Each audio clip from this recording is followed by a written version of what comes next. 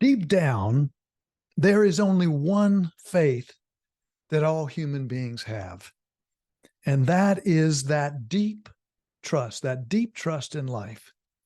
Even our body expresses that trust in life by always taking another breath and another and another. Well, those are the wise words of a dear friend of mine and longtime mentor, Brother David Steindl-Rast. And that is exactly the kind of faith that I think is needed in this world. We're going to talk about that today, but that's the faith that's needed. And that's the kind of faith, or as we said in the title today, not the supernatural kind, but the grounded kind. That's the kind of faith that we're going to talk about that I think we need so much today.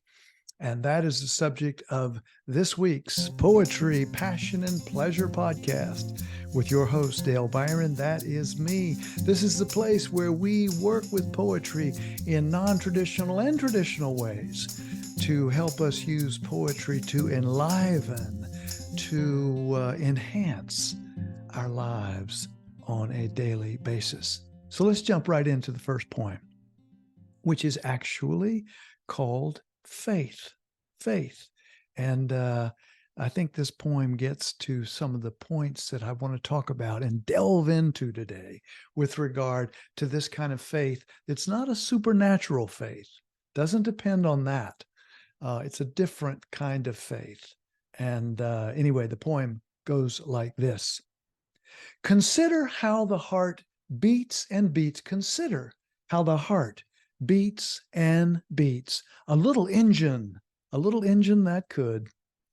Never saying exactly why or how. And the breath too, coming, going, coming, going.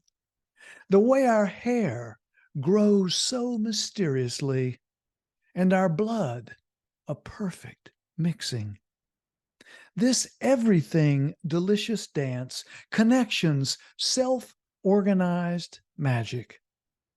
These 10,000 things that each body does in each instant, then times 10,000 more things, and then on and on and on. Each, all rising together, one, a great self, one, a great self. Still, none of this are you required to believe. Still, none of this are you required to believe, for belief is only wishing it so. For belief is only wishing it so. Faith, a surety. Faith, a surety, as all these untended things just happen. And as the eyes see it, and as we look for some solid, separate self, but it runs and runs away at speeds greater than light, and still even faster yet. The greatest of all faith revealed in a simple sighting, Yes, just looking, just feeling, just knowing. Faith as plain and simple as the next breath, and then the next. Faith as plain and simple as the next breath, and then the next.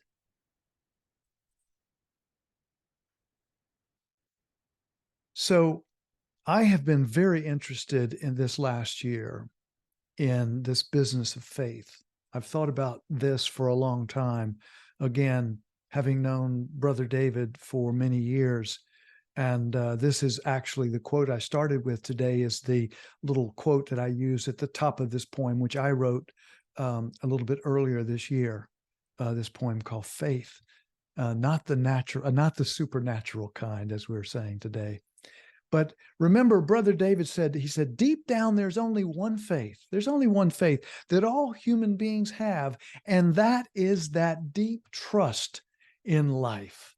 Even our body expresses that trust in life by always taking another breath See, we imagine maybe that there's only one kind of faith, or sometimes some of us imagine there's only this kind of supernatural faith, and that we just have to have that kind of faith. But that's not the kind of faith I'm talking about. That's not the kind of faith I think that Brother David is revealing in this quote and in so much of his work. You see, if you look at the word belief, belief, that means I hope that it's so. It literally means to that you hope, you hope that that is so. But this kind of faith is different.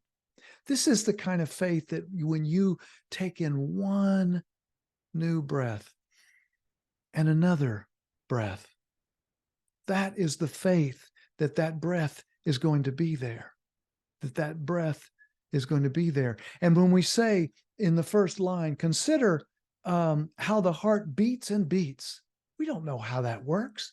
I mean, we have medical scientific explanations for the mechanism of that, but you know what, we don't, the why that the heart beats, this little engine that keeps cooking, you know, again, we know some scientific things about it, but you know, the why and how, we don't know. We don't know. And it says, so never saying exactly why or how, and the breath too, coming and going. It comes, it goes. It comes, it goes.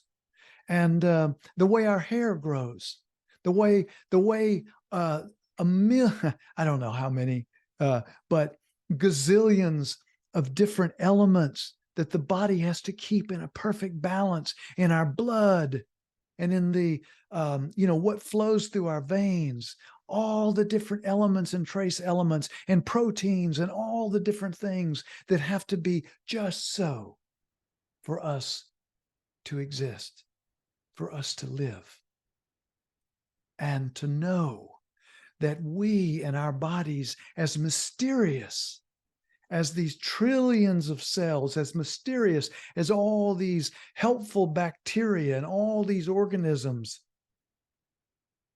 which are, you know, what we call us, we have no idea. And when we, on a daily, we don't get up and say, I'm going to grow my hair today. I'm going to grow my hair really well.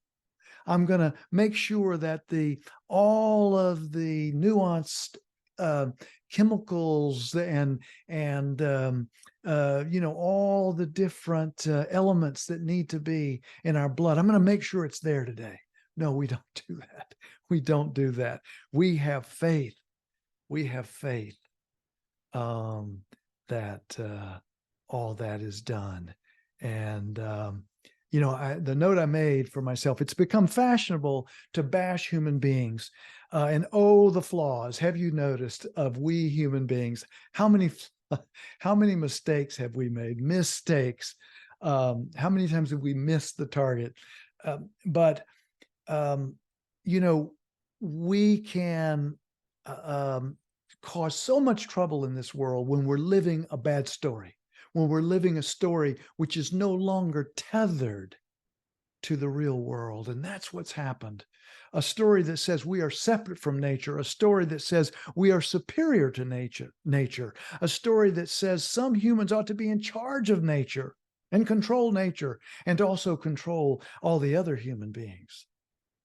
But with the right story, and we're trying to tell those stories to each other, with the right story and the right kind of faith based on things that we can see and feel and experience, not supernatural faith, that I think begins to transition us in the ways that we need to go.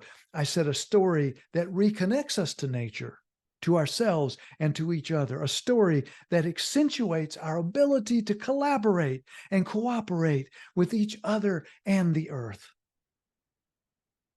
You know, there's just as much evidence, if not more evidence, to say that our superpowers are cooperation and compassion and being able to help one another and cooperate, collaborate, all those words.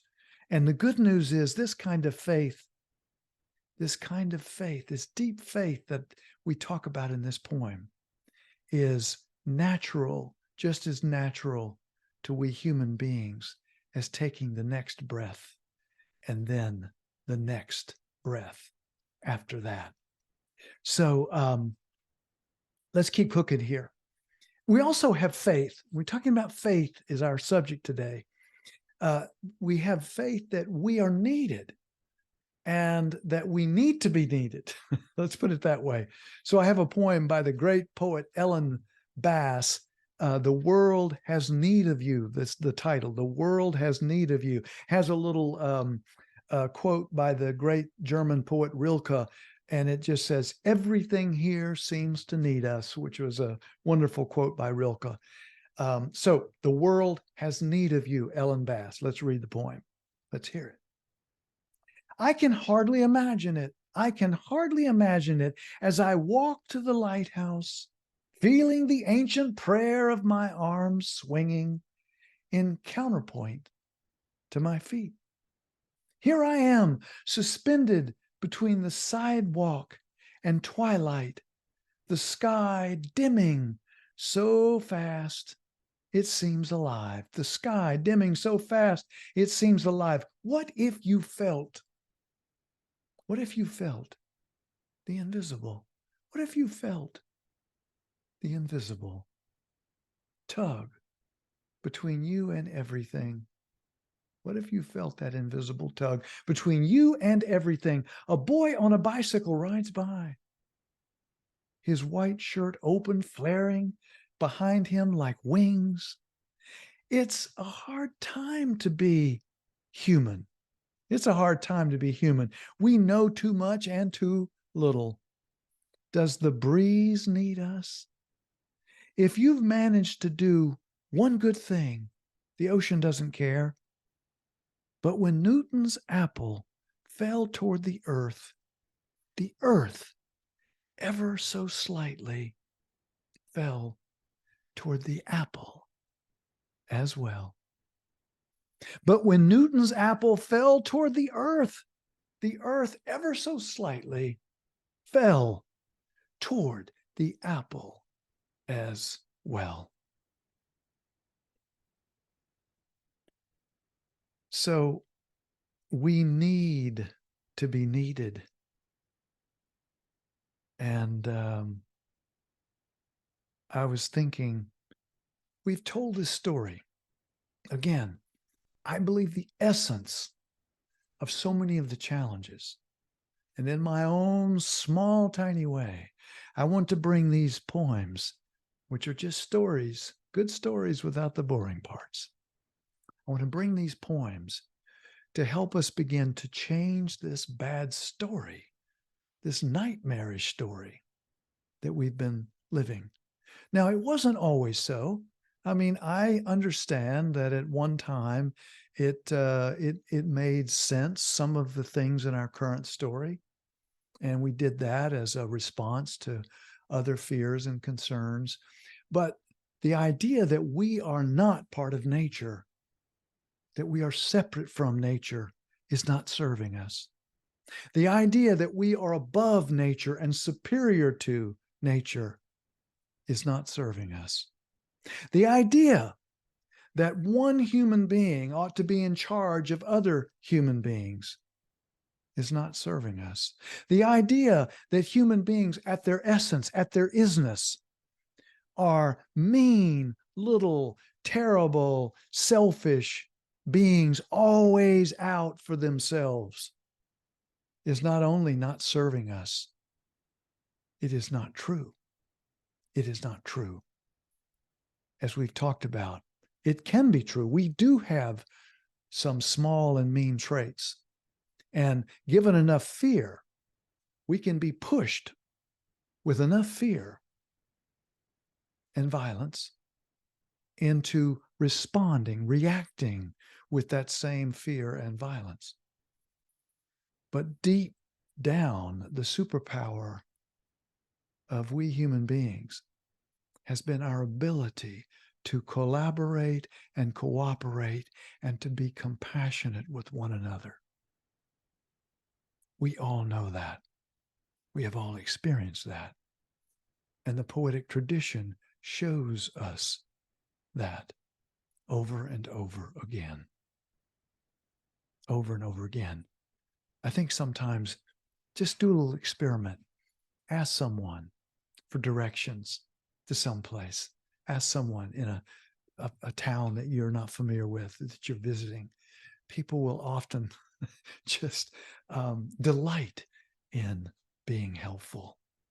This is one of our superpowers. It really is. So I want to end today in this episode talking about faith, but the grounded kind, the kind that is just as close as our next breath. Yeah, that kind of faith, not the supernatural kind. No, not the kind of faith that others say you ought to believe this or you ought to think this. Remember the word belief. I wish it were so, right? Belief. That's not what we're talking about. Faith is different than that. Faith is different than that. And I'd like to promote an idea today as we close with this last poem called Hope.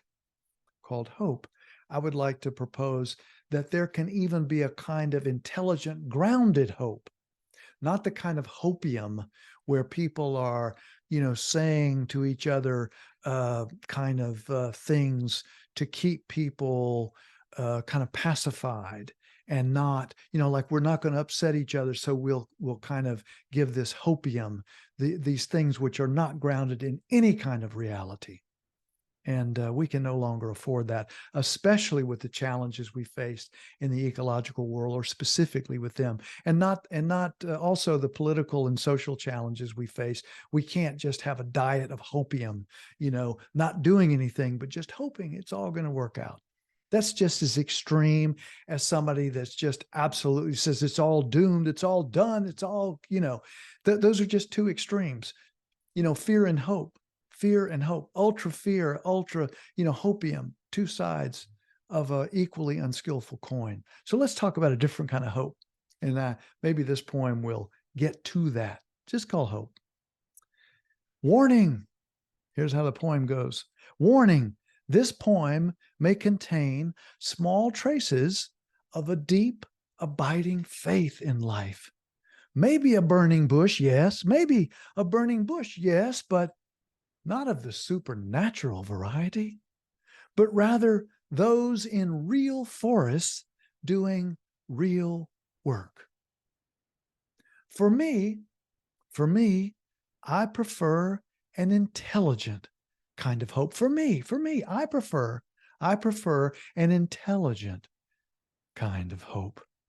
Consider what the Buddha meant. Consider what the Buddha meant when he said these words, be a lamp unto yourself.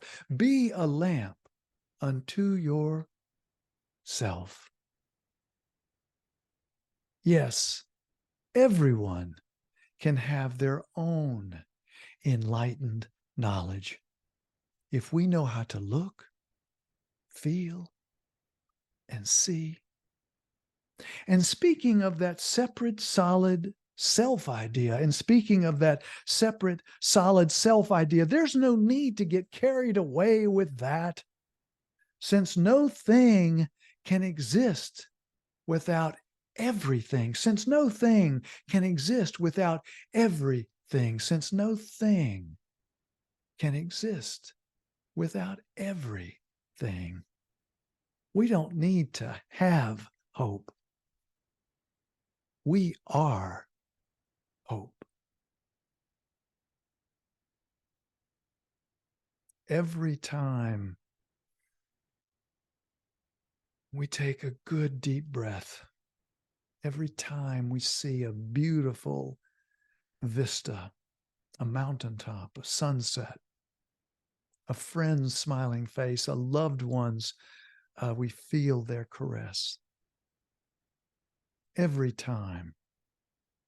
That is hope. That is grounded faith and grounded hope. So faith and hope can be grounded in the very real world we each experience. Again, nothing supernatural. If you are in the breathing business, then you have faith. If you are in the business of breathing, you have faith.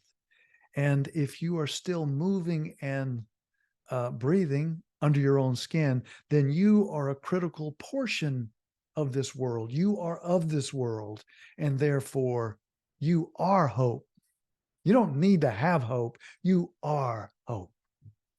Let's not let ourselves off the hook by simply claiming that humans are this flawed and terrible creature and that there's just nothing we can do. Humans are flawed. We do have a flawed and abstract story that says we are mean, selfish, and out to get over on everyone and everything else. Yes, we do have those capacities, as we've already said, but with a different story and a different social contract. We can bring out our compassion, our cooperation, our kindness, and our big-hearted ways. And we've seen that in each other. Research says those have been our past superpowers, as we've said a couple of times. So, and this notion that somehow or another part of this story that is no longer working for us is that, again, this idea that we are separate, solid human beings. No, my analogy, my metaphor for we human beings is we are not separate, solid nouns. That's not what we are. We are part of the great whole. We are verbs. We are vibrating. We are songs. We are songs. So I say there, this poem, by the way, Hope, is also a poem I wrote earlier this year.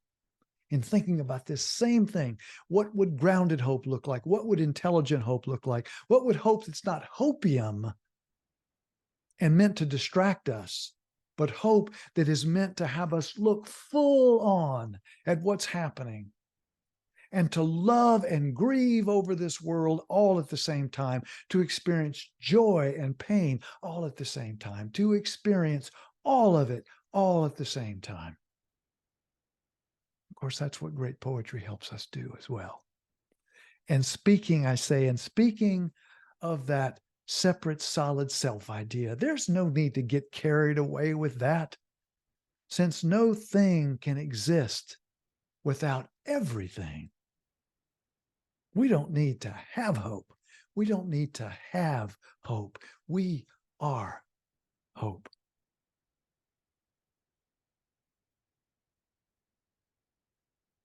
Again, a poem I wrote earlier this year called Hope.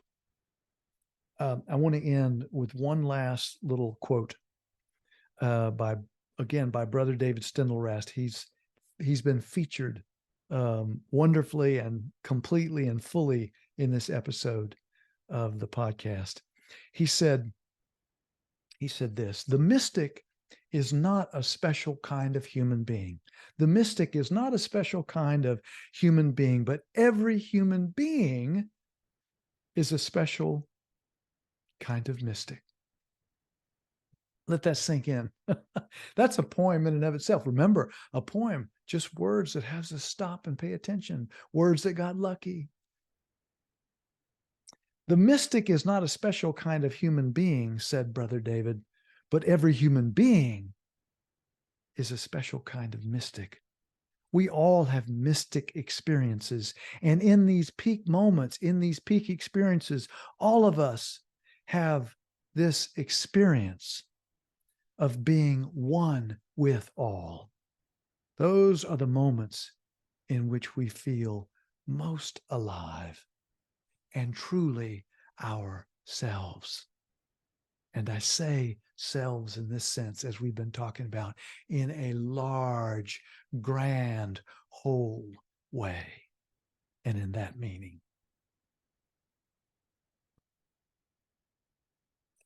The mystic is not a special kind of human being, but every human being is a special kind of mystic.